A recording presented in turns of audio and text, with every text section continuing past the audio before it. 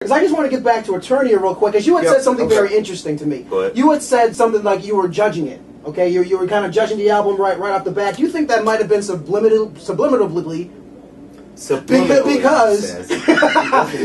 because it was maybe a white MC or because she was female? You know, I really don't know what it was, man. Like when it didn't grab me at first, and then in the back of my mind, I'm thinking like, man, am I hating on this thing just because she's a female? You know, I already like Eternia, right? You know, so and I'm not that type of person either, you know. So I'm just like, yo, what's going on? Because for some reason this didn't grab me, and I know the beats are hot, right? But what's really going on? And I think it's really honestly just all the other music that I've been listening to. And you know too about Eternia is the fact that this is nothing that impresses me about them. I mentioned this when I talked about Black Thought and the Brutes album. Sometimes you don't know how dope some of these rhymers are until they get on the track with another rhymer. Yes. So like with Black Thought, I knew was dope. But you wonder, so if he let Blue on there, if he let some other MCs in there, how Black Thought can come through? And he's still shining. And he's still shining. If not wrecking it. You know what I'm saying? saying? That was the thing. And Eternia did that too. She when I'm thinking that, about yes. on the joint with Caesar Comanche and I want to say Fontaine on there. At any rate, she the best MC on there. You know what I'm saying? Right. And these are knife wonder tracks. Anyway, getting back to the actual album, and I'll let you finish your thought one second. I loved the album from beginning to finish. It's very consistent. Okay. And it's funny because I think a lot of these underground MCs have a real good concept as far as, or have a real good appreciation of putting together a product that's cohesive, that's consistent all the way through. Yes. And I think one of the things that's missing in mainstream hip hop is the fact that you don't have even albums. We talked about, I think it was you when I talked about how Jay-Z we all know is great, but if I'm going to be 100 with you, I don't always like his albums all the way straight through. If this album's really as banging as they supposed to be, I'm supposed to be listening to the Black Blueprint 3 right now, and I'm not. And I love Jay-Z, and Jay-Z's the top MC in the game. There's no question about that. But if I'm listening to the album, I know that my, subconscious, I'm going to the albums that are very cohesive. The Brutes album is another. I agree about that. Absolutely. See, the thing about mainstream, man, is they have certain bangers on their albums that are just so exceptional that it's almost impossible to make an album that's going to play, that's just going to all be equal to that. Right. That's hard to do. 12 tracks that are all classic bangers big, that's asking. You got to put your ankle in it. Black Dynamite reference. You think that if you thought it was very consistent, very good album, you love the album, Wusa, you the consistency in the album? Yes, it is. It's very consistent, and honestly, like I said, I was speaking on, like my first impression of the album when I first put it on. Like, I don't know what type of mood I was in, but I had to listen to it again and again, and I feel the same way Muff does about it. I'm very, very pleased in her work. Moss did his thing. She did her thing. Man. Moss went there. She got, she got some cameos on there. Okay.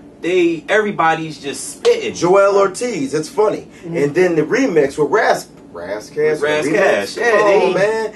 So if you got Razzcast and Joel Ortiz on your tracks. Rod Digger on there? Rod Digger's on here, man. Come on. So she messing with some real MCs up in there. We know Rod Digger. People who know hip hop know Rod Digger's that girl. Man. And for real, like if you're first of all, if you're a female MC and you rap with Rod Digger on a track, then you obviously gotta be dope. Right. You're confident in your abilities. And you're confident. You can't don't come with no confidence up in there. No, I've heard of Eternia, I've heard her rhyme before, I've heard her spit. Unfortunately, I haven't given the album that good of a listen to actually put a rating on it, but you gentlemen have. So out of five fingers, what are we giving it?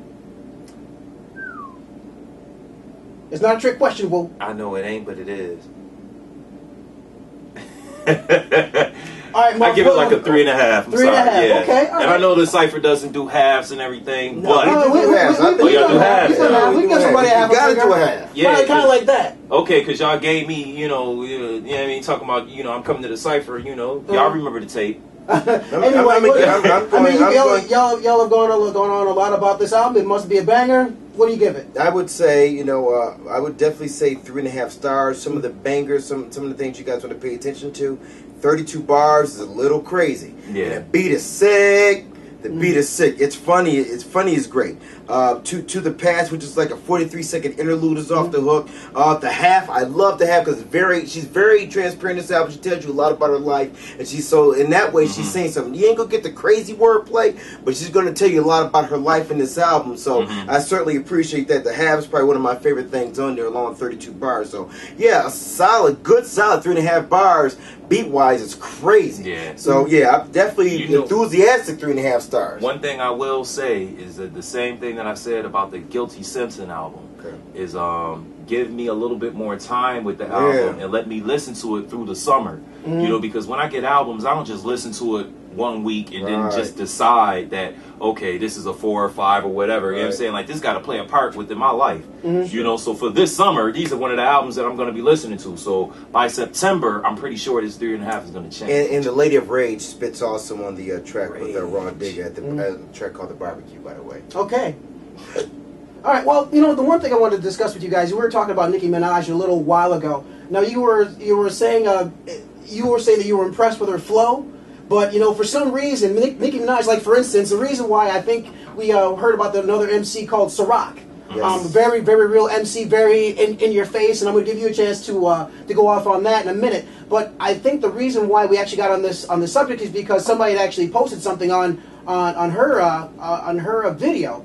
Saying that, you know, this is just straight up hip hop. No, this is Nicki Minaj is garbage, and just saying some very derogatory things about her, and saying that, you know, the Ciroc was straight and straightforward and no gimmicks. Now the thing is, and I thought you had posted that. That's why, you know, and I apologize again for that. But I was because I was saying to myself, well, Nicki Minaj, even though she is bubblegum, even though she is mainstream, the one thing I don't think she is garbage.